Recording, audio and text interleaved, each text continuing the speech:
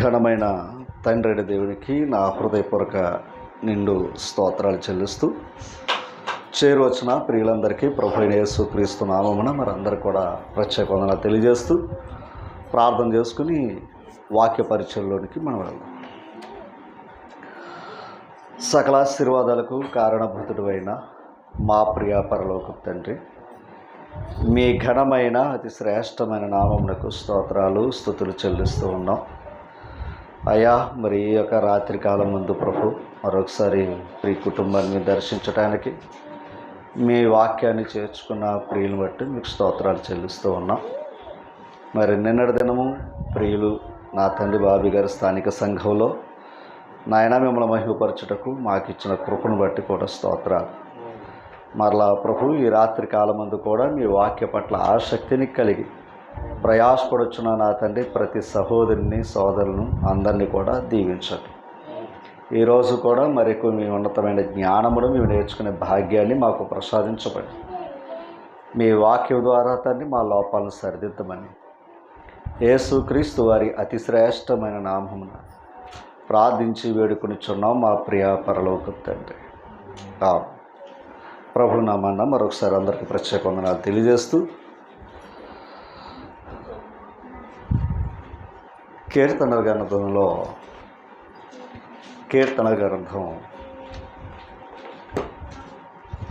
గ్రంథం ఈ గ్రంథంలో కొన్ని విషయాలు మనం ఈరోజు నేర్చుకోబోతూ ఉన్నాం. కీర్తనల గ్రంథం ఇంచుమించు 150 అధ్యాయాలు ఈ కీర్తన గ్రంథంలో ఉన్నప్పుడు ఇన్ని అధ్యాయాలు కూడా మనం చదువుతాం అంతవరకే తప్ప ఇందులో ఉన్న సారాంశం కూడా అంత గ్రహించిన వారంగా ఉంటాం. అయితే ఈ కీర్తనలో మొదటి అధ్యాయము లేదా మొదటి కీర్తన చాలా అంటే మిగిలిన కీర్తనలు ప్రాముఖ్యమైనవి కాదు కానీ ఈ మొదటి కీర్తన చాలా ప్రాముఖ్యమైనది.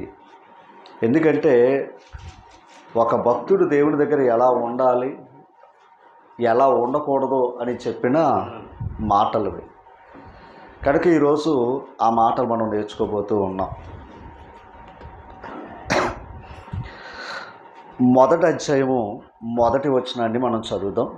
మొదటి అధ్యాయము మొదటి వచనాన్ని చదువుదాం. మొట్టమొదటిదే దేవునితో మనం బ్రతకాలి అంటే లోకం అనేది మన చుట్టూ ఉన్న ఒక ప్రపంచం అనేది ఒకటి ఉంది. ఆ ప్రపంచమే మరి మంచివారు ఉన్నారు, చెడ్డవారు ఉన్నారు, భక్తిని కలిగిన వారు ఉన్నారు, భక్తికి వ్యతిరేకంగా ప్రవర్తించేవారు కూడా ఉన్నారు. అయితే మొదట వచ్చిన ఏం చెప్పాడయ్యా అంటే మనం దేవునితో మమేకమై ఉండాలి అంటే మొదటగా మనం చేయవలసింది ఏంటయ్యా అంటే దేవుని దగ్గరికి మనం రావాలి అంటే ఎక్కువ శాతం లోకంలో మనం ఉంటాం.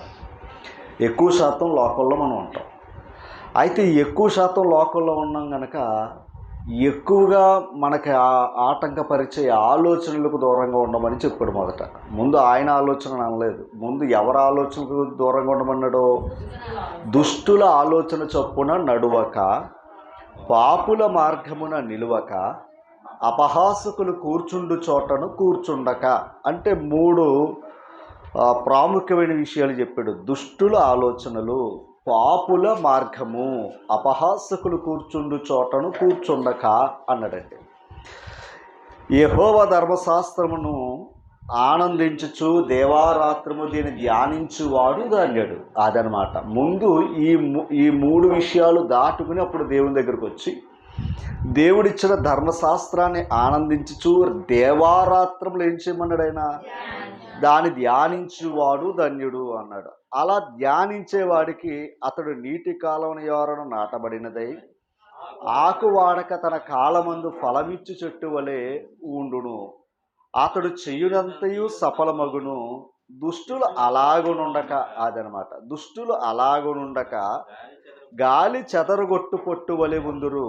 కాబట్టి న్యాయ విమర్శలో దుష్టులను, నీతిమంతుల సభలో పాపులను నిలవరు. నీతిమంతుల మార్గము యెహోవాకు తెలియను, దుష్టుల మార్గము నాశనమునకు నడుపును అన్నాడు. ఇప్పుడు ఈ అధ్యాయం చివరి భాగం చదివితే, అంటే చివరి వచనాన్ని చదివితే దుష్టుల మార్గం ఎక్కడికి నడిపిస్తుందని చెప్తున్నాడు? నాశనానికి నడిపిస్తుంది. అందుకని దుష్టుల ఆలోచన చొప్పున నడవద్దు. దుష్టుల ఆలోచన చొప్పున నడిస్తే ఖచ్చితంగా ముగింపేటయ్యా అంటే నాశనానికి దారితీస్తుంది. కనుక ఆ నడతలో నువ్వు నడవద్దు అని చెప్పాడండి. ఈరోజు ఈ ఆలోచనలు అనేది నిజమే, నరుని యొక్క ఆలోచనలు చాలా ఉంటూనే ఉంటాయి. అయితే అందులో మంచివి ఉన్నాయి, చెడ్డవి ఉన్నాయి. ఇప్పుడు ఈ కీర్తన గ్రంథం 150 అధ్యాయం మనం ధ్యానించాలని ఆశపడినా ఈరోజు ఆ ఒక్క వచనాన్ని మనం ఆలోచన చేద్దాం. ఏది? దుష్టుల ఆలోచన చొప్పున నడవద్దు అన్నాడు. నడిస్తే కలిగే నష్టాలు ఏంటి అన్నది ఇప్పుడు మనం నేర్చుకోబోతూ ఉన్నాం. మొదటిగా దినవృత్తాంతాలు 2వ గ్రంథం. దినవృత్తాంతాలు 2వ గ్రంథం.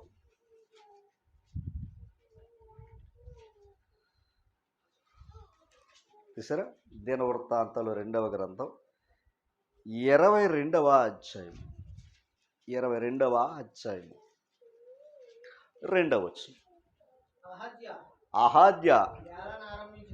అది ఎవరయ్యా అంటే ఈ రాజు గారి పేరు అహాజ్య.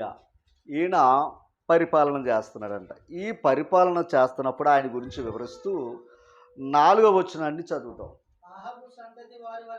ఆహాబు సంతతి వారి వలనే అతడు యెహోవా దృష్టికి. అది ఆహాబు కూడా దేవుని దృష్టికి ఎలా నడిచాడంట? అలాగే ఇతను కూడా నడిచాడట. చెడు నడత నడిచాడట దేవుని దృష్టికి. తర్వాత మాట, అతని తండ్రి మరణమైన తర్వాత వారు అంటే తండ్రి గారు మరణించిన తర్వాత అతనికి ఆలోచనకర్తలై, అతనికంటే రాజుగారి దగ్గర ఎవరు ఉంటారు? ఆలోచనలు లేదా ఆలోచనకర్తలు ఉంటారు, ఆలోచన తెలియపరిచేవారు ఉంటారు. ఇప్పుడు ఆ రాజుగారి దగ్గర ఉన్న ఆలోచనకర్తలే అతని నాశనానికి కారకులయ్యారట. అంటే ఎవరిని చెప్పారు? ఎవరైతే సలహాలు ఇచ్చారో, ఎవరైతే ఆలోచనలు ఇచ్చారో వారే అతను చనిపోవడానికి కారకులయ్యారట. వారి ఆలోచన చొప్పున అతడు ప్రవర్తించి, అదనమాట. అంటే వారి ఆలోచన చొప్పున ఇతను ఏమయ్యాడు? ప్రవర్తించాడు. కనుక ఏమయ్యాడు? నాశనం అయ్యాడు. అదనమాట. ఇప్పుడు దుష్టుల ఆలోచన అంటే వీళ్ళు ఎక్కడున్నారు? ఇప్పుడు ఎక్కడో దూరం లేదు, వీరితోటే ఉన్నాడు. అది దాని అర్థం. అదనమాట. అంటే దుష్టులు అంటే ఏదో ఊరి చివరు ఉన్నారు, మనం అక్కడికి వెళ్ళకూడదు అనుకోకూడదు. ఓకేనా? చెడు కోరుకునే ఆలోచన దుష్టుడిది. కనుక అలాంటి ఆలోచనల వారితో చాలా జాగ్రత్తగా ఉండాలన్నది దేవుని యొక్క గ్రంథం హెచ్చరిస్తూ ఉంది. ఇప్పుడు అహాజ్య చనిపోవడానికి కారణం ఎవరు? తనతో ఉన్న ఆలోచనల కర్తలు అతను ఏం చేశారు? తప్పు ఆలోచనలు ఇచ్చారు, అది నమ్మాడు, వెళ్ళాడు, నష్టపోయాడు. ఇంక నేను అతని చరిత్రలోకి నేను వెళ్ళటం లేదు. అది ఒకటి. రెండవది రాజుల మొదటి గ్రంథం. రాజుల మొదటి గ్రంథం 12వ అధ్యాయం. తీసారా? 12వ అధ్యాయం. ఈ 12వ అధ్యాయము ఇక్కడ సొలొమోను గారి కుమారుడైన రెహబాము పట్టాభిషేకం చేశారంట. వాళ్ళు 12వ అధ్యాయం అంతా కూడా ఈ పెద్దలు వచ్చారంట. 6వ వచనం. అప్పుడు రాజైన రెహబాము తన తండ్రి అయిన సొలొమోను బ్రతికి ఉన్నప్పుడు అతని సముఖమందు సేవ చేసిన పెద్దలతో, అది అంటే సొలొమోను గారి దగ్గర పనిచేసిన వారు ఉన్నారంట. ఎవరో ఆలోచనకర్తలు అంటారు, వాళ్ళు సలహా ఇచ్చేవారు. ఇలా సలహా ఇచ్చే పెద్దలు వచ్చారంట. ఎక్కడికే? ఈ సొలొమోను గారి కుమారుడైన రెహబాము దగ్గరికి వచ్చారట. వచ్చి వాళ్ళు ఏం చెప్పారు చూడండి. సేవ చేసిన పెద్దలతో ఆలోచన చేసి ఈ జనులకు ఏమి ప్రత్యుత్తరం ఇచ్చదనని వారిని అడగగా, వారు ఈ దినమునే నీవు ఈ జనులకు దాసుడువై వారికి సేవ చేసి మృదువైన మాటలతో వారికి ప్రత్యుత్తరం ఇచ్చిన ఎడల వారు సదాకాలం నీకేమవుతారు? దాసులు అవుతారు అండి. మృదువైన మాటలతో నువ్వు వారికి సేవ చేస్తే ప్రజలు నీకేమైపోతారు? దాసులు అవుతారు, లోబడతారు, నిన్ను రాజుగా గౌరవిస్తారని పెద్దలు ఆలోచన ఆ యువరాజు గారికి చెప్పారట.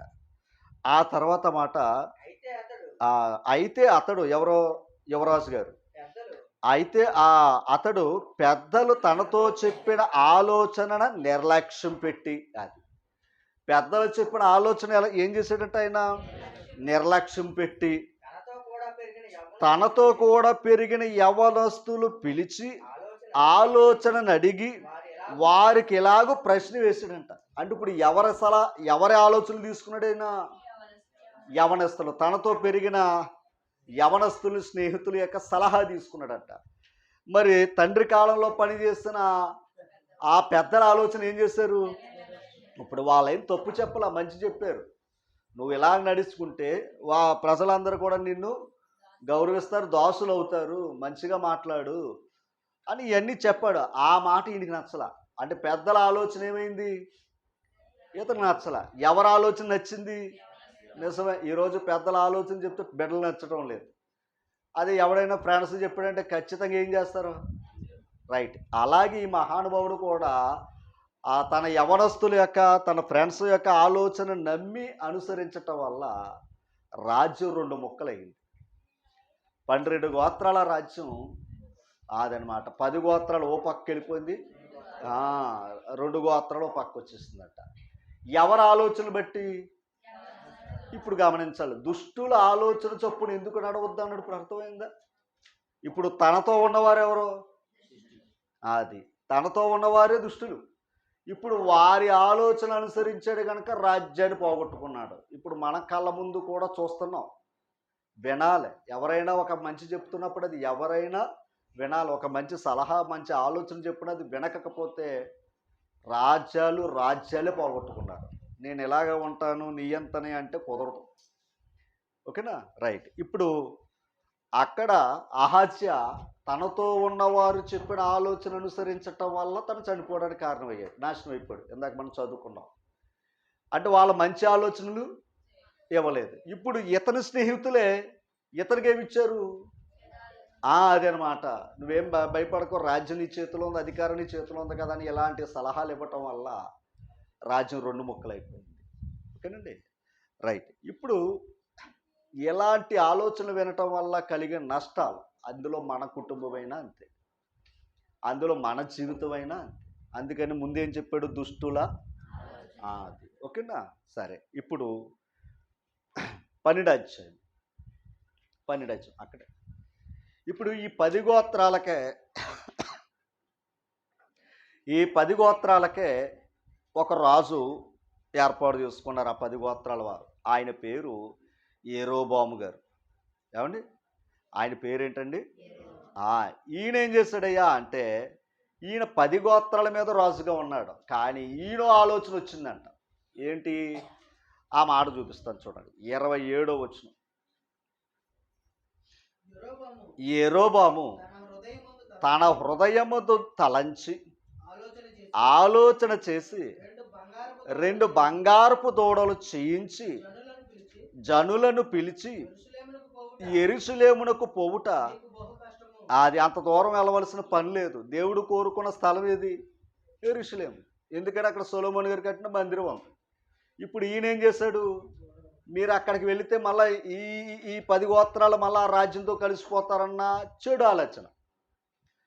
ఈ చెడు ఆలోచన కలిగి ఏం చేశాడు? 2 దూడలను చేద్దాం, ఆ 2 దూడలు ఖచ్చితంగా ఏం చేస్తారో దగ్గరే పెడదాం, ఆ దగ్గర పెడితే దీన్ని మ్రొక్కితే చాలురా బాబు. ఎందుకంటే ఆల్రెడీ ఇలా మనసులో ఉన్నదేంటి? ఆ దూడ పిచ్చే. ఎందుకంటే ఐగుప్తు దేశం నుంచి రాగానే వాళ్ళు ఏం చేసుకున్నారో అదనమాట, దైవాన్ని విడిచిపెట్టారు. ఐగుప్తులో ఉన్న ఆచారం లేదా ఐగుప్తులో ఉన్న ఆరాధన ఏది అంటే దూడను ఆరాధించటం. అందుకే వాళ్ళకి నచ్చినట్టుగానే ఈయన పెట్టాడట. వాళ్ళకి నచ్చినట్టుగానే ఈయన కూడా ఏం చేశాడు? మళ్ళీ 1 కాదు 2 ఎట్టాడట. 2 ఎట్టాడట. ఈ 2 మీరు నమస్కారం చేసుకోండి, యెరూషలేము వెళ్ళవలసిన పని లేదు అని మళ్ళీ దానికి పండగలు యాజకులు కానీ సామాన్యుల చేత యాజకులు పెట్టి ఒక పండగ ఒక వాతావరణం ఏర్పాటు చేశాడంట. ఎవరో యెరొబాము. ఇలా ఈయన ఆలోచన, ఎవరి ఆలోచన ఇది? అది అక్కడ ఆలోచన దెబ్బతింది. మొట్టమొదటిగా రెహబాము ఆలోచన దెబ్బతింది. ఆ ఆలోచన వల్ల 12 గోత్రాలు 2 ముక్కలైందని ఇందాక చదువుకున్నాం. పోనీ 10 గోత్రాలైనా ఈయన కాపాడుకుంటాడా అని ఈయనకిస్తే, ఈయన కూడా చెడు ఆలోచన. అంటే ఏంటి ఆలోచన అంటే, దేవుని దగ్గరికి వెళ్లకుండా నా దగ్గరే ఉండాలన్న ఆలోచన కలిగి మనుషులకు ఇష్టమైంది పెట్టి దైవానికి ఇష్టం కానిదని పెట్టి ప్రజలను ఆపాడట. ఇలా ఆలోచన చేసి పెట్టడం వల్ల ఇశ్రాయేలులో 10 గోత్రాలు ఏలిన రాజుల్లో ఒక్కడు కూడా నీతిమంతుడు లేడట. ఒక్కడు కూడా నీతిమంతుడు లేదు. అందరూ కూడా వీడి ఆలోచనలు అనుసరించారంట.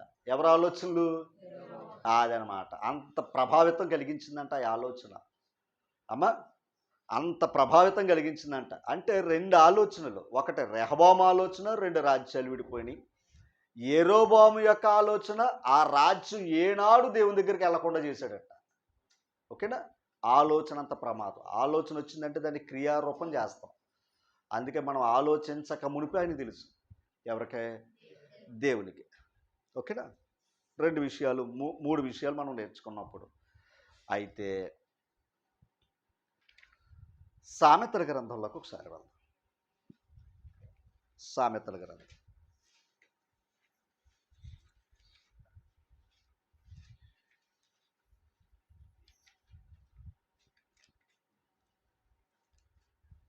తీసురమ్మా.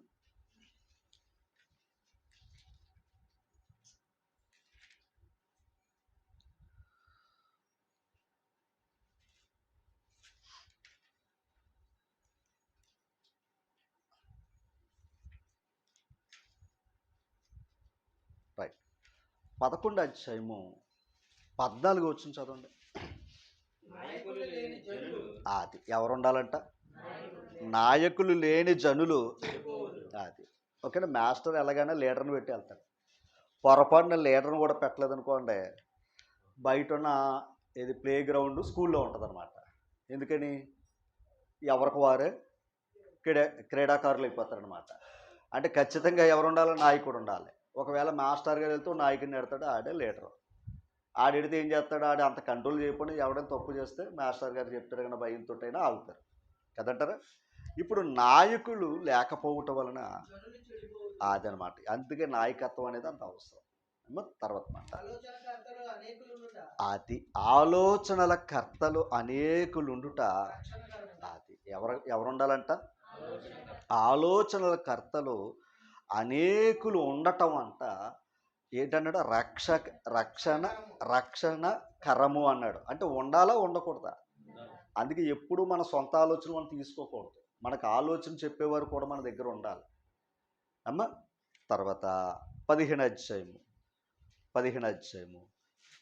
22వ వచనం చూడండి మాట. ఆలోచన చెప్పువారు లేని చోట ఉద్దేశములు. అది ఆలోచన చెప్పువారు లేకపోతే మనం అనుకునే ఉద్దేశం ఏమైపోద్దంట? అది ఎందుకంటే మనకు అంత అనుభవం ఉండదు. మరి రెహబాము ఏమయ్యాడు? అనుభవం లేని ఆలోచనలు తీసుకున్నాడు.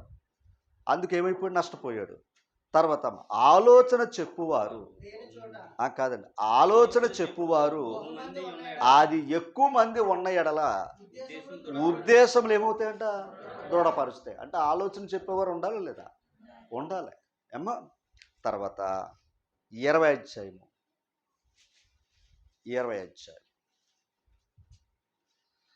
18వ వచనం. ఉద్దేశములు ఆలోచన చేత. అదనమాట. ఉద్దేశముల ఆలోచన చేత ఏమవుతున్నాయి? అది అంటే ఇప్పుడు ఖచ్చితంగా ఆలోచన మనం అనుకునేది ఒక మనసులో ఒకటి అనుకున్నాం, దానికి మంచి ఆలోచన తీసుకోవాలి. ఎలాగెళ్తే మంచిది. రాత్రి అమలాపురం బోర్డర్ స్కూల్ వెళ్ళాం. ఇప్పుడు ఎలాగెళ్తే మంచిది అని ఆలోచన తీసుకున్నాం లేదా? అంటే పంటి మీద వెళ్ళడానికి అవకాశం ఉందా, లేకపోతే యానం మీద నుంచి వెళ్ళటం మంచిదా, లేదా రావులపాలెం వెళ్ళటం, ఇది అనమాట.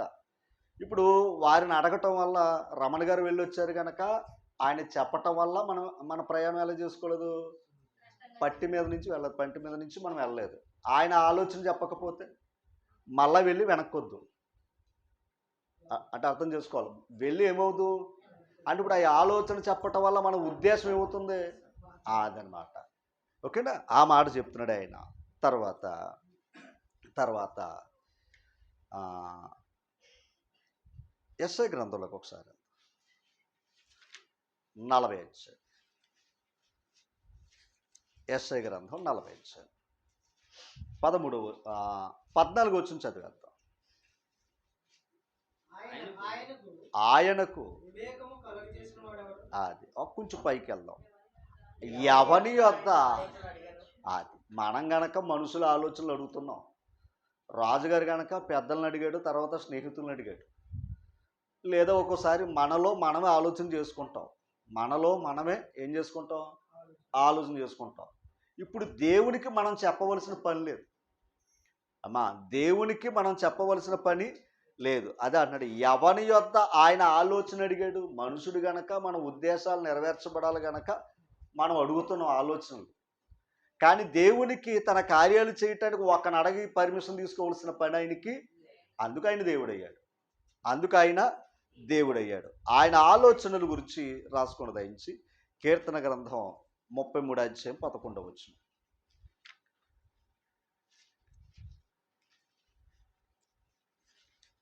కీర్తన గ్రంథం అది యెహోవా ఆలోచన, అది యెహోవా ఆలోచన సదాకాలము నిలుచును.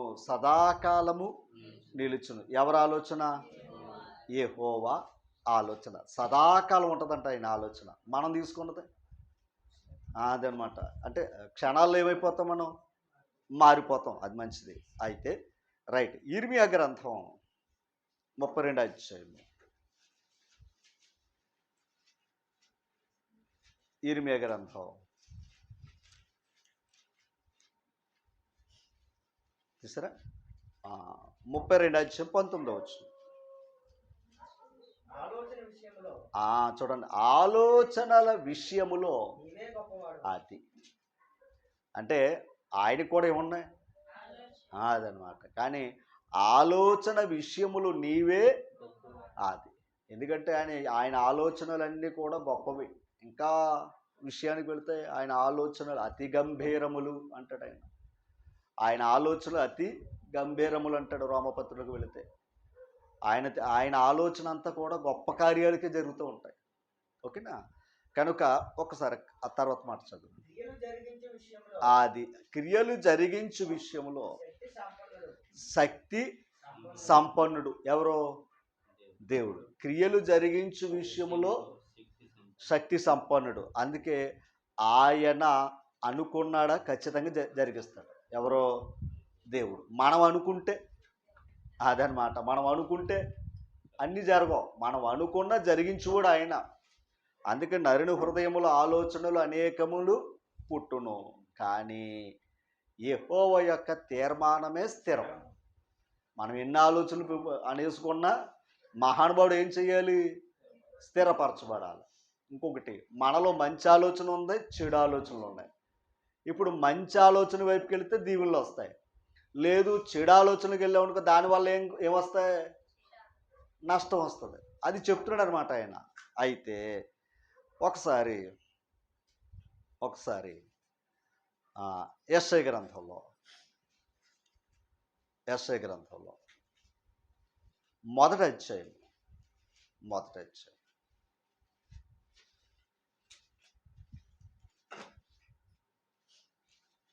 చూసారమ్మా, మొదటి అధ్యాయం 26వ వచనం చదవండి. మొదట ఉండినట్లు నీకు న్యాయాధిపతులను, ఎవరో? దేవుడు. ఆదిలో ఉండినట్లు నీకు ఆలోచన కర్తలను. అది అంటే ఇశ్రాయేలు వారికి ఎవరున్నారు? ఆలోచన కర్తలు ఉన్నారండి. ఆలోచన ఇచ్చేవారు ఉన్నారంట. మరలా ఏమన్నాడో ఇస్తానని చెప్పాడు ఆయన. కేవలం ఇశ్రాయేలు వారికే కాదంటండి, ఐగుప్తులు కూడా ఉన్నారంట. యెషయా గ్రంథం 19వ అధ్యాయం. ఎక్కడైతే రాజ్యం ఉందో ఆ రాజ్యానికి ఈ సలహాదారులు ఉంటారో చూసారా, 19 అధ్యాయం, యెషయా గ్రంథం 19 అధ్యాయం 10వ వచనం. ఆ కూలి పని చెయ్యి వారందరూ మనోవ్యాధి పొందుదురు.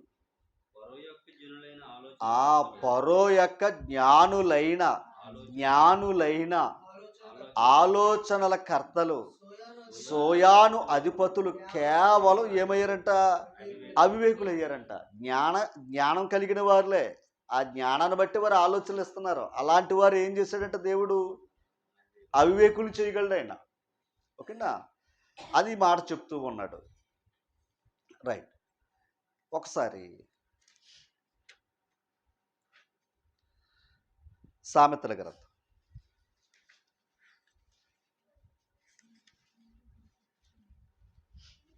21వ అధ్యాయము 30వ వచనం.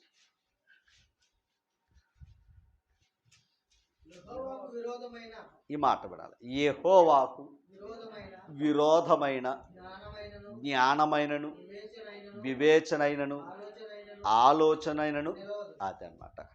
దేవునికి విరోధమైన జ్ఞానమైన వివేచనైన ఆలోచనైన నిలవదు అని చెప్పాడండి ఆయన. ఓకేనా, ఇది నిలబడేది కాదు అని చెప్పాడు ఆయన. సమూయేలు 2వ గ్రంథం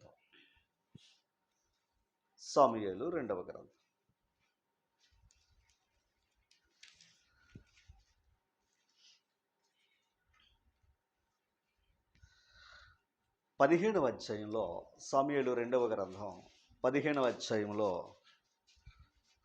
చూసారా, ఇక్కడ దావీదుని వెంటాడుతూ ఉన్నాడు. ఎవరో? అబ్షాలోము, తెలుసు కదా.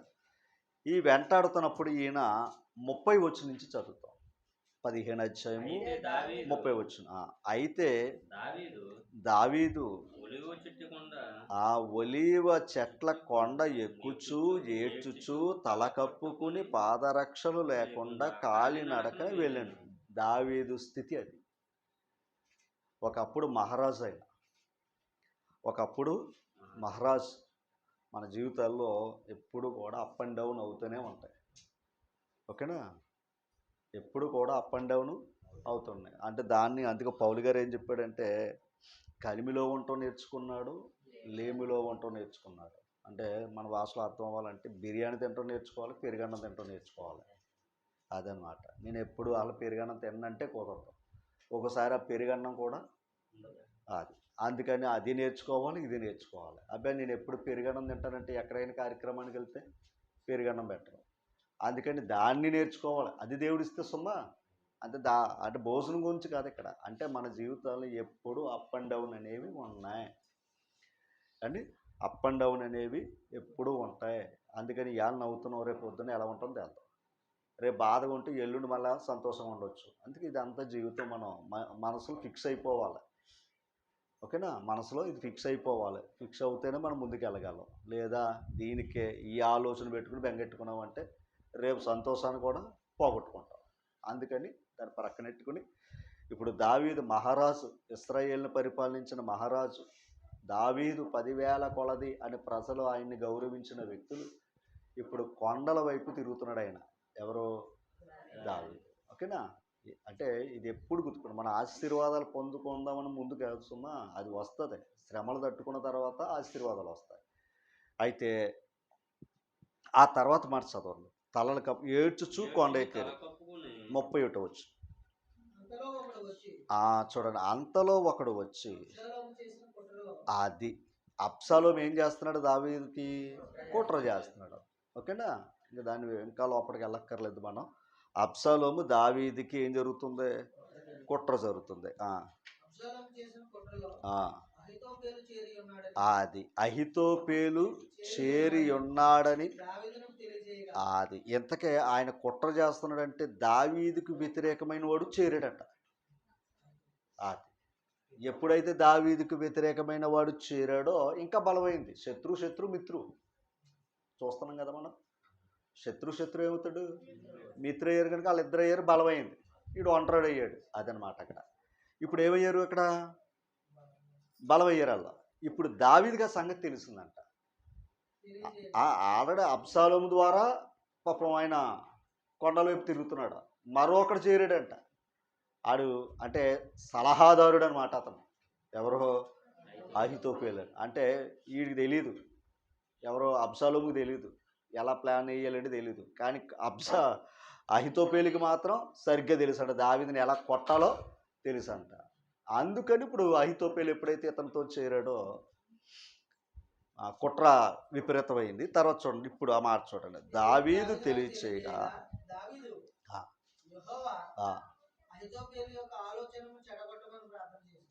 ఏం చేశాడు మహానుభావుడు రాజా? ఓకేనా. ఇప్పుడు అతను ఏం చేశాడయ్యా అంటే, అహీతోపెలు చేరాడు గనక ఇంకా నాకు ఎక్కువ కీడు వస్తుంది గనక ఆయన ఉన్న స్థలంలోనే ఏం చేశాడయ్యా అంటే దేవునికి ప్రార్థన చేశాడు. ఏం ప్రార్థన చేశాడు? అది ఆ ఆలోచన చెడగొట్టవయ్యా అని, అది ఆ ఆలోచన దేవునికి అప్పగించాడు ఆయన. అది మన వల్ల అనుకునేది జరిగేది కాదు కదా. దావీదు మహారాజు వల్ల కాలేదు అది. అంతటి దావీదు 10,000 కొలదనే దావీదే ఒక అహీతోపెలు యొక్క ఆలోచన వ్యక్తిగతంగా చెడగొట్టలేకపోయాడు. ఆ ఆలోచన ఎవరికి అప్పించాడు? ఇప్పుడు ఒక మాట, దుష్టుల ఆలోచన అది. ఇప్పుడు మనల్ని దుష్టుల ఆలోచన చొప్పున నడవక అని అన్నాడు.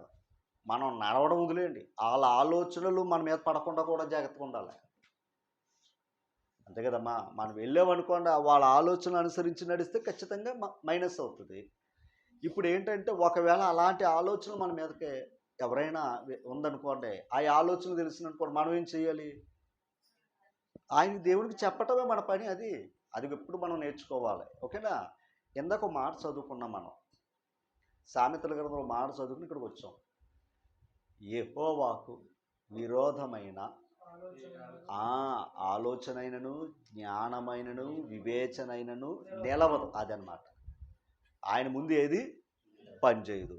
ఇంకొక మాట కొన్ని చూపిస్తాను, మళ్ళీ దీన్ని వివరిస్తాను. యోబు గ్రంథం 5వ అధ్యాయము. యోబు గ్రంథం 5వ అధ్యాయము 13వ వచనం.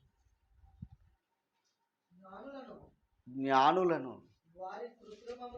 వారి కృత్రిమలోనే, అది జ్ఞానులను వారి కృత్రిమలలోనే ఆయన ఏం చేసుకుంటాడు? పట్టుకుంటాడట దేవుడు.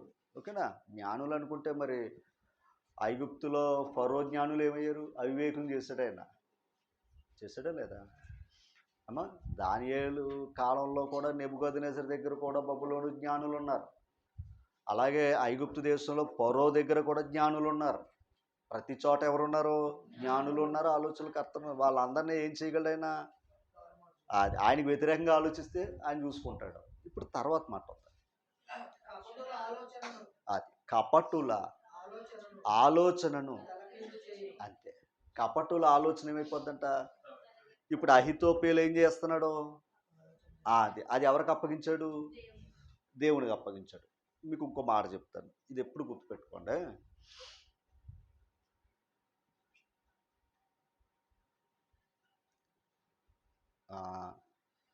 సమూయేలు 2వ గ్రంథం, సమూయేలు 2వ గ్రంథం, అదే 15వ అధ్యాయం దగ్గర ఉన్నారా?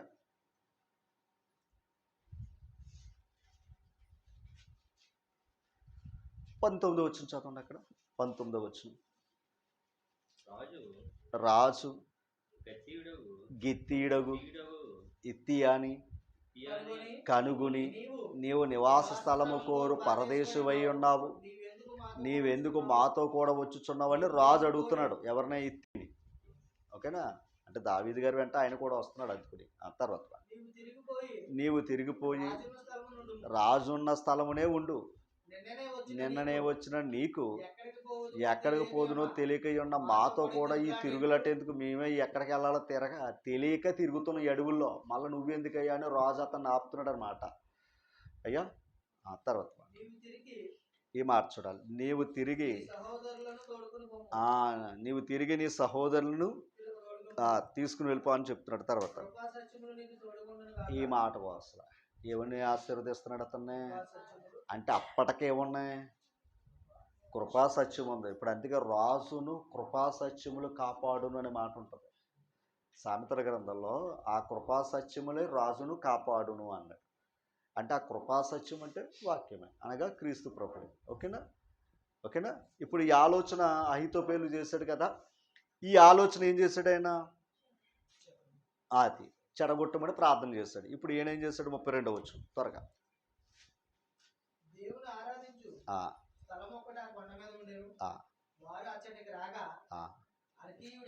ఆ, చూసారా? ఉషే అది అనమాట. ఓకేనా అమ్మా? ఈ విషయం గమనించాలి. ఈయన పేరేంటి? ఉషే, దావీదు స్నేహితుడిన. ఓకేనా? ఆ దావీదు గారిని చూసిన పరిస్థితిని చూసి, ఆయన పడుతున్న బాధలు చూసి ఏం చేశాడు? వస్త్రములు చింపుకొని తల మీద ధూళి పోసుకుని వచ్చి అదే రాజును ఏం చేశాడు? ఈయన ప్రార్థన చేశాడు. మర్చిపోద్దు, ఈయన ముందు ఏం చేశాడు? ప్రార్థన చేశాడు. ప్రార్థన చేసిన తర్వాత ఎవరు వచ్చారు ఇప్పుడు అక్కడికి? ఉషే వచ్చాడు. చూడండి, దేవుని కార్యం ఎలా జరుగుతుందో చూపిస్తున్నాడు. రాజు నాతో కూడా వచ్చిన ఎడల నాకు భారంగా ఉందో. నిజమే కదా, కరువులో ఏలబరా ఏదో బతకలేక బతుకు అన్నట్టు వాళ్ళు ఉంటే మళ్ళీ మనిషి పెరిగే కొలది ఏమవుతుంది? భారం ఉంటుంది. అది చెప్తున్నాడు చూడండి. నీవు పట్టణమునకు తిరిగిపోయి, రాజా, ఎంతవరకు నీ తండ్రికి నేను సేవ చేసినట్లు ఇకను నీకు సేవ చేసేదని అబ్షాలోముతో చెప్పిన ఎడల నీవు నా పక్షపు వాడవయుండి అహితోపేలు యొక్క ఆలోచన చెడగొట్టగలవు. అది నువ్వెక్కడ కాదయ్యా, రాజు దగ్గరికి వెళ్ళిపో, నీ తండ్రి దగ్గర సేవ చేశాను, అలాగే నీతో కూడా సేవ చేస్తానంటే ఇప్పుడు నువ్వు నా పక్షాన్ని అక్కడ ఉన్నావు. అప్పుడు అక్కడ ఆలోచనలు నువ్వేం చేయగలవు? అదనప్పుడు మా అతల వ్యక్తి మనోడు ఉంటే ఏదైనా చేస్తాడు కదా అమ్మా. అది ఈ సలహా ఇచ్చాడంట. ఎవరో?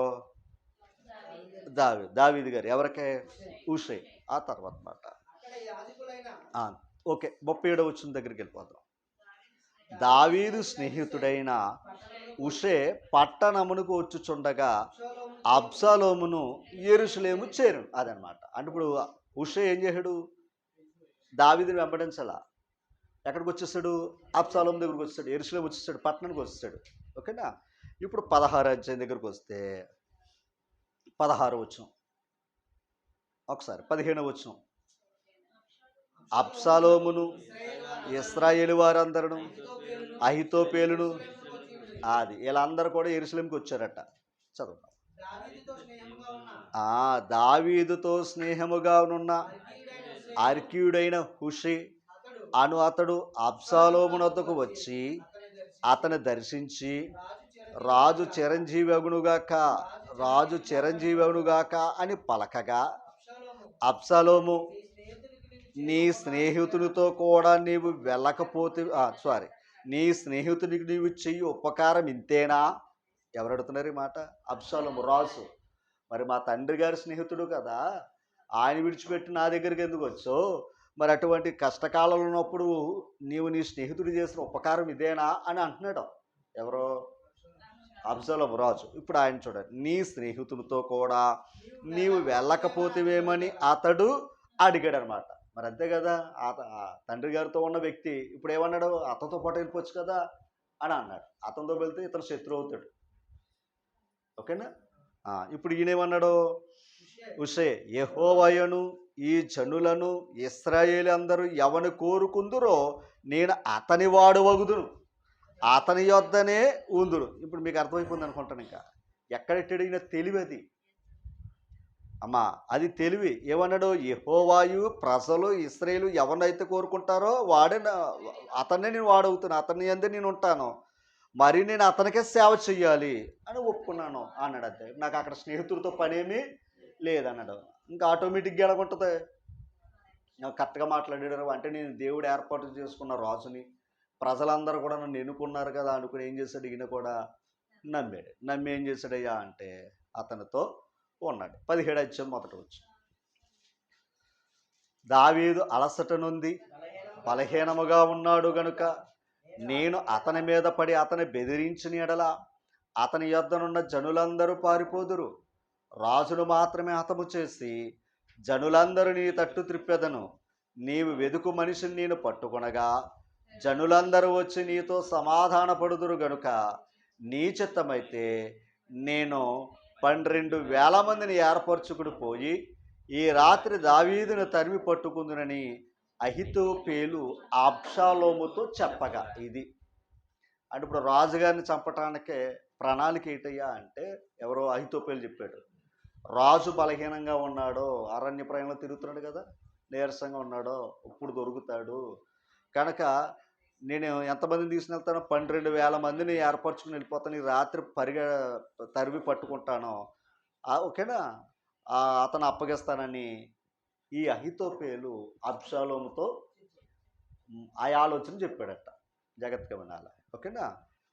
ఇప్పుడు చూడండి, ఈ బోధ అబ్షాలోమునకును ఇశ్రాయేలు వారి పెద్దలందరికీ యుక్తముగా కనబడదు. నిజమే కదా, నిజమే. అతను బలహీనుడిగా ఉన్నప్పుడు ఖచ్చితంగా మనం పట్టుకుంటే ఖచ్చితంగా మనకి శత్రువు అనేవాడు ఉండడానికి వీళ్ళకి రాజుగారికి నచ్చింది, ప్రజలకి నచ్చింది. ఇప్పుడు ఆలోచన ఎలా ఉంది, బలమైంది. మరి ఇప్పుడు ఆలోచన ఏమవ్వాలి, ఆలోచన చెడగొట్టాలి. ఇప్పుడు చూడండి 5వ వచనం, అంతటా అర్కీయుడైన హుషై ఏమి చెప్పునో మనము వినున్నట్లు అతను కూడా తీసుకుని రండి అన్నాడట. ఆల్రెడీ ఇతని మాటని ఇతను బేస్ అయిపోయాడు. ఇప్పుడు వీళ్ళు ఏం చేశారంటే ఆ హుషైని కూడా తీసుకుని రండి, అలా ఆయన ఏమంటాడు, ఏ సలహా ఇస్తాడో, ఏ ఆలోచన ఇస్తాడో అని అతనికి ఏకేసారంట. అమ్మా చూడండి, అబ్షాలోము ఆజ్ఞగా హుషై అబ్షాలోమున వద్దకు వచ్చాను. అంటే రాజుగారి ఆజ్ఞ ఇవ్వకుండా ఆయన కూడా ఇక్కడ రావడానికి అవకాశం లేదు, ఈ ఆలోచన సభలో ఉండడానికి అవకాశం లేదు. అదంతా ఏంటి, ఆలోచన సభ అమ్మా.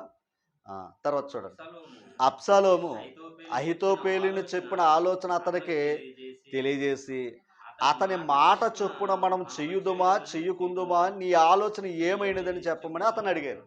ఇప్పుడు అతను చెప్పినట్టు చెయ్యాలా మానాలా, నీ ఆలోచన కూడా చెప్పవయ్యా అని అడిగారట. ఎవరో రాజు, అక్కడ ఉన్నవారు. ఇప్పుడు ఈయనేం చెప్పాడు చూద్దాం. హుషై అబ్షాలోముతో ఇట్లా, నేను ఈసారి అహితోపేలు చెప్పిన ఆలోచన మంచిది కాదు, కొట్టాడు అక్కడ. అహితోపేలు చెప్పిన ఆలోచన మంచిది కాదు. మరి అందరికి నచ్చింది, అందరికి నచ్చింది. ఇప్పుడు ఈయనేమన్నాడు, ఈ ఆలోచన మంచిది కాదు అన్నాడు. ఇప్పుడు చూడండి, నీ తండ్రి అతని పక్షమున ఉన్నవారు మహాబలాఢ్యులని అడవిలో పిల్లలను పోగొట్టుకుని ఎలుగుబంట్లు వంటి వారే రేగిన మనసుతో ఉన్నారని నీకు తెలియను. ఇప్పుడు ఎలా ఉన్నారు వాళ్ళు, బలహీనుడు అంటున్నాడా, కాదు. అడవిలో వెలుగుబంటి పిల్లలు పోగొట్టుకుంటే రేగి ఎలాగైతే పగతో ఉంటుందో లేదా కోపంతో ఉంటుందో అలా రగిలిపోతూ ఉంటారు అక్కడ వాళ్ళు. ఇప్పుడు వెళ్ళామంటే మనకేమొస్తుంది, అది అంటే చూసారు పాయింట్, అక్కడేమో ఒకలా వాడుకున్నాడు. ఇప్పుడు ఆ ఆలోచన ఏమవ్వాలి, చెడగొట్టాలి. అందుకే ఆలోచనల వల్ల ఉద్దేశంలో స్థిరమగును అమ్మా. ఇప్పుడు చదువుతాం తర్వాత, మరియు నీ తండ్రి యుద్ధమునందు ప్రావీణుడు, అతడు జనులతో కూడా బస. దాని అర్థం ఏంటంటే ఆయన రెస్ట్ తీసుకున్నాడు కాదు, అసలు మీ తండ్రి ఎలాంటాడు, ఆయన ఏమి సామాన్యుడేం కాదు కదా. అలాంటి వాడు అలాగేదో అడవిలో కూర్చుంటాడు అనుకోకండి, మనం వెళ్ళామంటే మనల్ని పట్టుకుని అతను చేయగలడు అని ఈ సలహా చెప్పాడట. ఎవరో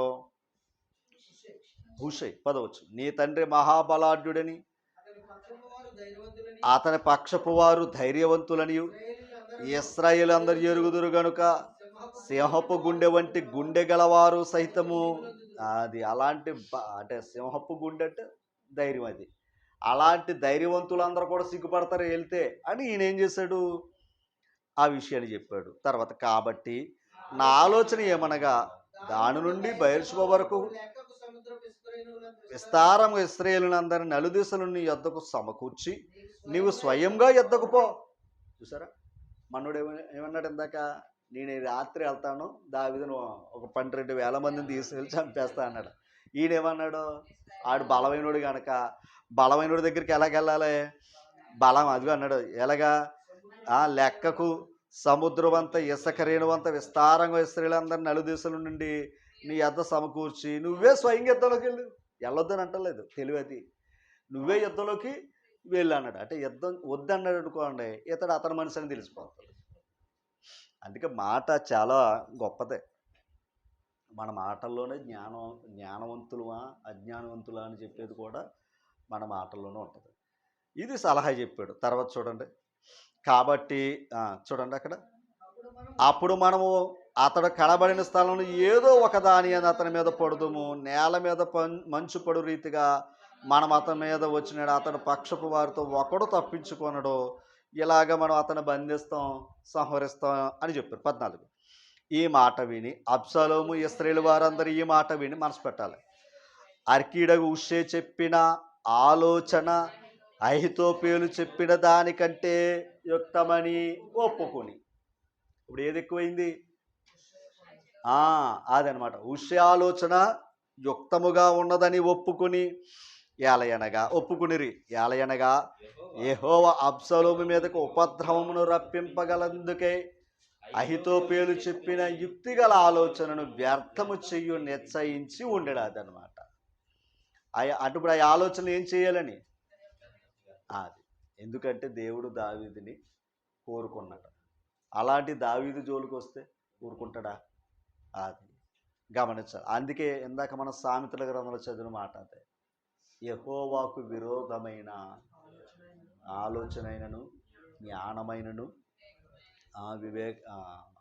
వివేకమైనను నిలవదు అన్నాడు. ఇప్పుడు వీళ్ళు ఎంత ఆలోచన చేసాడు పాపం, చాలా ఆలోచించాడు. ఇప్పుడు ఆ ఆలోచనతోటి పడగొట్టాడు.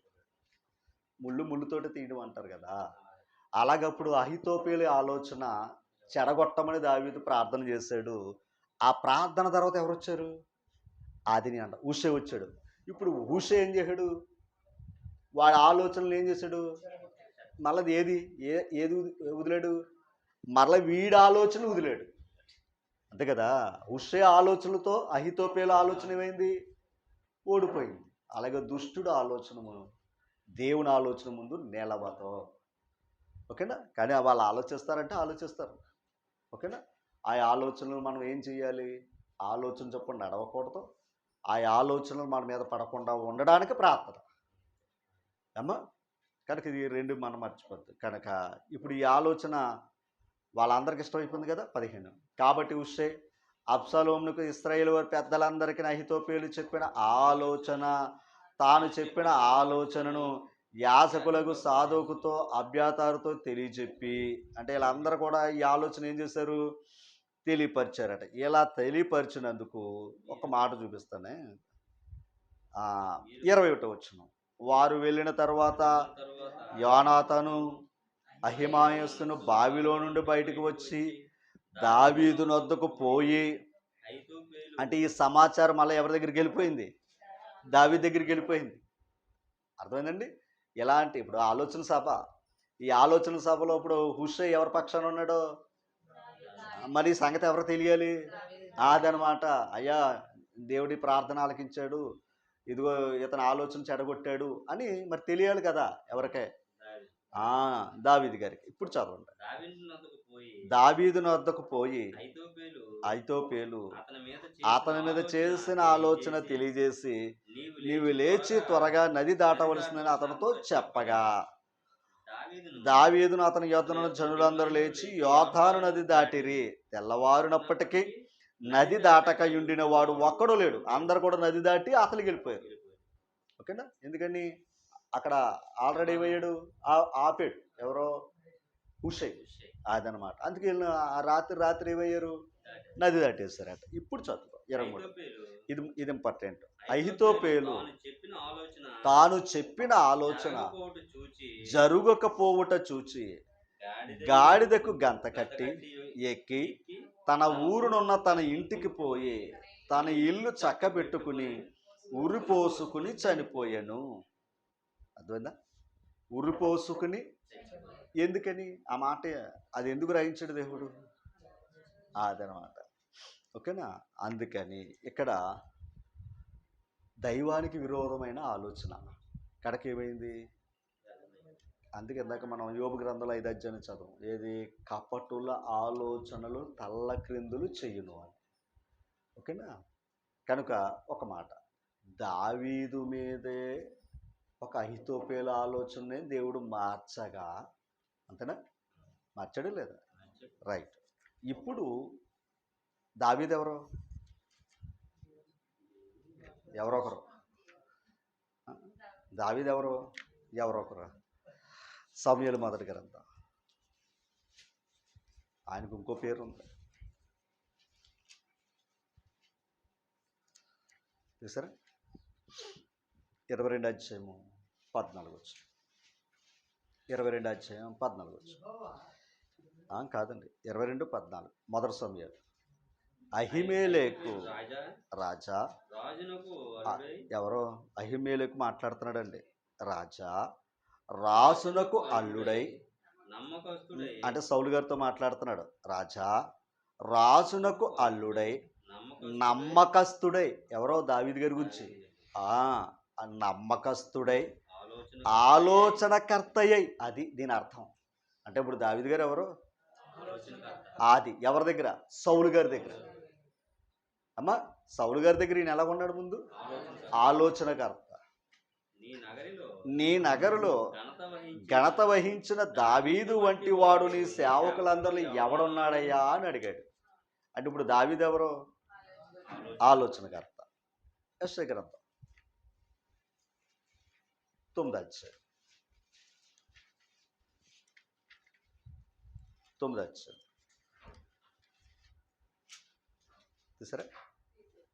6 9 అధ్యాయం 6. ఇయాల అనగా ఎవరో రేపు డిసెంబర్ నుంచి ఆ శిశువు ఎవరో కనపడతా ఉంటాడు. ఏమో పశువుల పాకలోను లేదా బ్యానర్ల మీద కనబడతా ఉంటాడు ఆయన. యాలయనగా మనకు శిశు, మరలా అప్పుడే మాట్లాడదాంలేండి, ఇప్పుడు ఎందుకులేండి. మనకు కుమారుడు అనుగ్రహింపబడెను, ఆయన భుజము మీద రాజ్యభారము ఉండు. ఆశ్చర్యకరుడు. ఆ మాట కోసం యేసుప్రభు ఎవరంట? ఆశ్చర్యకరుడు. అందుకే ఆయన జన్మ ఆశ్చర్యం. ఆయన జన్మ ఆశ్చర్యం అమ్మ. ఆయన జీవితం ఒక ఆశ్చర్యం. ఓకేనా? అది దేవుని చిత్తం అయితే ఎదురు మాట్లాడుకుందాం. ఇప్పుడు ఇంకో పేరు ఉంది ఆయనకి. యేసుప్రభుకు ఇంకో పేరేటి? ఆలోచనకర్త, బలవంతుడైన దేవుడు. ఎవరో? ఇప్పుడు మనకు కావలసిన పాయింట్ ఏంటయ్యా అంటే, యేసుప్రభు ఎవరు? అంతే. మనకు పాయింట్, మన పాఠానికి కావాల్సింది తీసుకుందాం అంతే. ఆలోచనకర్త. దావీదు ఎవరు? ఆలోచనకర్త. దావీదు మీదే అహితోపేలు చెడు ఆలోచన చేస్తేనే నష్టపోయాడు అక్కడ. ఇప్పుడు యేసుప్రభు ఎవరు? క్రీస్తు ఆలోచనకర్తే కదా. అంటే మనకేమిస్తున్నాడు? ఆలోచనలు ఇస్తున్నాడా లేదా? మంచియా చెడ్డయా? అదనమాట. ఇప్పుడు 119వ కీర్తన 119వ కీర్తన. ఇప్పుడు ప్రభువు లేడు కదా, 43వ వచనం చదువున్నాను. నా నోట నుండి సత్యవాక్యను ఏమాత్రము తీసివేయద్దు. అంతేనా? నా నోట నుండి సత్యవాక్యమును ఏమాత్రం. అయితే ఇప్పుడు 24వ వచనం చదివండి, చెప్తా.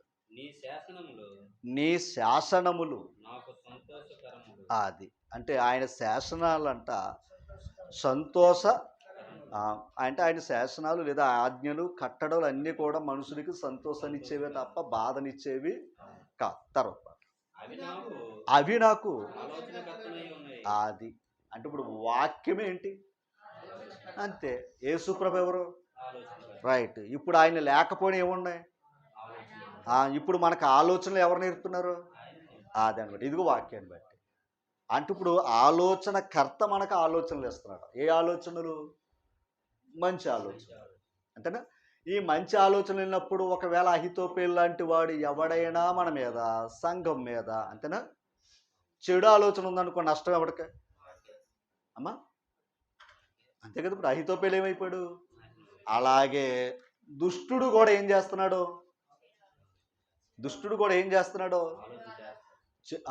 సంఘాన్ని పాడు చేయాలని చూస్తాడు. అంతే కదా. ఇప్పుడు ఆలోచనకర్త ఆనాడు దావీదు ఆలోచనకర్త. దావీదు మీద ఏం జరిగింది?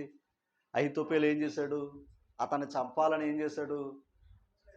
చెడు ఆలోచన ఉంచాడు. దేవునికి ప్రార్థన చేశాడా లేదా? చేశాడు. చేస్తే దానికి పరిష్కారం హుషే ద్వారా ఇచ్చాడా లేదా? ఇచ్చాడు. రైట్. అయితే ఇప్పుడు యేసు ప్రభు ఆలోచనకర్త, అవునా కదంటారా? ఆయన కూడా రాజే, దావీదులాగా ఆయన కూడా రాజే, పట్టాభిషేకం పొందిన ఆయన. అయితే అందుకే ఇందాక రాజ్యభారం ఉండేడన్న మాట కూడా మనం చదువుకున్నాం. ఇప్పుడు రాజు ఆలోచనకర్త. ఇప్పుడు దావీదు గారి మీద చెడు ఆలోచన వస్తే నష్టపోయారు. అలాగే క్రీస్తు ప్రభు యొక్క మాటల మీద, లేదా క్రీస్తు ప్రభు యొక్క ఆలోచన అనుసరిస్తున్న వారి మీద లోకంలో ఎవరైనా సరే చెడు ఆలోచనలు ఉన్నారనుకోండి, నష్టం అహితోపేలుకు వచ్చినట్టు వస్తుంది. ఓకేనమ్మా. ఇప్పుడు సౌలు ఏం చేశాడు? సంఘాన్ని ఏం చేద్దామని వెళ్ళాడు? కొల్లేవేయని. అప్పుడు బుద్ధి వచ్చింది, అంతే కదా మరి. ఎందుకంటే దేవుడు అతన్ని ఏర్పాటు చేసుకున్నాడు కనుక. అంటే ఈ మాటలన్నీ నేను ఎందుకు చెప్తున్నానంటే, దుష్టుల ఆలోచన చొప్పున అది ఎంతకైనా నడిచారు. ఎవరో ఎవరు? రెహబాము నడిచాడు, రాజ్యాన్ని మొక్కలు చేసుకున్నాడు. ఏరోబాము నడిచాడు, ఇశ్రాయేలు యొక్క 10 గోత్రాల రాజ్యాన్ని ఏనాడు దైవానికి ఇష్టం కాకుండా, దైవం దగ్గరికి వెళ్ళలేదు వాళ్ళు, దేవుని దగ్గరికి వెళ్లకుండా బతికారు వాళ్ళ చెడు ఆలోచనలు. తర్వాత అహాజ్యా, తన దగ్గర ఉన్న ఆలోచనకర్తలు అతను ఏం చేశారు? అదనమాట. అలాగే ఓకేనా, అహితోపేలు దావీదుని ఏం చేయాలనుకున్నాడు, కానీ దేవుడు దావీదు గారు చేసిన ప్రార్థన, ఓకేనా, ప్రార్థన అది మర్చిపోకండి. అందుకే ఏదన్నా మనలో బాధ కలిగినా లేదా సమస్య కలిగినా మనకున్న గొప్ప ఇచ్చిన ఆయుధం ఏంటంటే ప్రార్థన. ఆ ప్రార్థన మనం దేవునికి అప్పగిస్తే దేవుడి మార్గాలను ఏం చేయగలడు అంతే. అలాగే హామాను కూడా అదే కదా, చెడు ఆలోచనే కదా, చంపాలని కదా చూశాడు. కానీ దేవుడు ఏం చేశాడు? ఈ ఆలోచన ఇప్పుడు అహితోపేలుకి ఎలాగైతే జరిగిందో హామానుకి అలాగే జరిగిందనమాట. అందుకు ఒకే ఒక మాట దైవ గ్రంథంలో ఏమంటాడంటే, సమాధానపరుచు వారి ఆలోచనలు ఉంటాయి చూసారండి, అది గొప్పదంట. ఆ మాట ఎప్పుడు కూడా మన జీవితాల్లో సామెతల గ్రంథం 12:20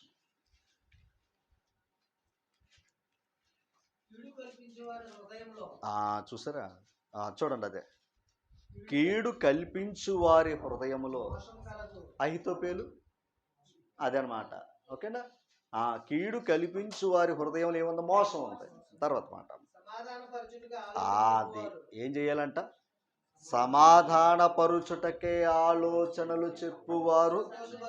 అంటే మన జీవితంలో చేయవలసింది అదే. అంటే సమాధానపరచటానికి ఆలోచనలు చెప్పాలి తప్ప సమస్యలు సృష్టించడానికి ఆలోచనలు చెప్పాలి. ఓకేనమ్మా. అది ఇప్పుడు దుష్టుడు ఏం చేస్తాడు? ఆడు విడగొట్టే మనసు కనుక విడగొట్టే ఆలోచన చెప్తాడు. దేవుని మనసు ఏంటి? అందుకే సమాధానకర్త ఎవరో అది ఆయన ఆలోచనకర్తే. ఆ ఆలోచనలతో మనల్ని ఏం చేస్తున్నాడు? సమాధానాన్ని ఇస్తున్నాడు. అలాగే మనం కూడా ఎలా ఉండాలి? సమాధాన పరుచుటకే ఆలోచనలు చెప్పాలి. ఓకేనా? ఆ సమాధానం అంటే సంఘం, అవునా కదంటారా? ఆ సమాధానం ఏది? సంఘం ద్వారా మనం దేవునికి సమాధానం కలిగి ఉన్నాం కనుక ఏ రకంగా అయినా సంఘంతో సమాధానం కలిగి ఉండే ఆలోచనలు మనలోంచి రావాలి తప్ప సంఘంలోంచి బయటకు వెళ్ళిపో ఆలోచనలు చెప్పనుకోండి, దుష్టుడు ఆలోచన మనలో ఉందని అర్థం. ఓకేనమ్మా. ఆ దుష్టుడు ఆలోచన మనలో ఉందనుకోండి, అప్పుడు మనం కూడా ఏమవుతాం? అహితోపేలులాగా నష్టపోవాల్సి వస్తుంది. కనుక అటువంటి దుష్ట ఆలోచనలు మనలో రాకుండా ఉండాలి. అలాగే నాదాబు, అబీహు ఎవరో సంఖ్యాకాండంలో ఉన్నారే, మోషేకి వాళ్ళు ఏమయ్యారు? అభిరాము వీళ్ళందరూ ఏమయ్యారు? తిరుగుబాటు చేశారు. వాళ్ళని ఏమన్నాడు తెలుసండి? తిరుగుబాటు చేసిన వారిని దుష్టులు అనే మాట వాడతారు సంఖ్యాకాండంలో. వారు చెడు ఆలోచన అంతపాటు ఇతనేనా, దేవుడు ఇతన్ని ఏర్పాటు చేసుకున్నాడా అని తిరుగుబాటు చేశారు.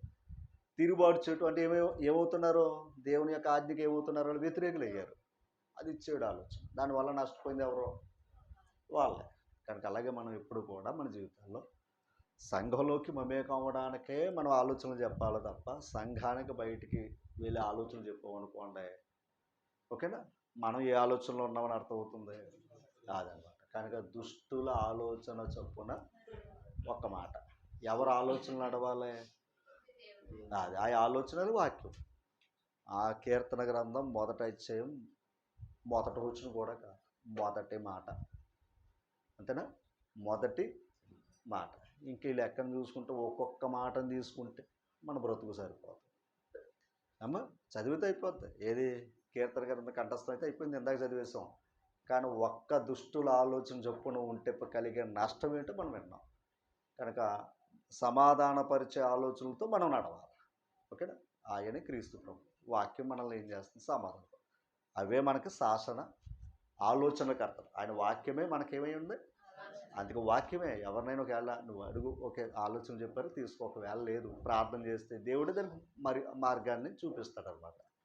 ఓపికతో విన్న మిమ్మల్ని అందరినీ దేవుడు దీవించాలని కోరుతూ అందరికీ హృదయపూర్వక వందనాలు. Thank you.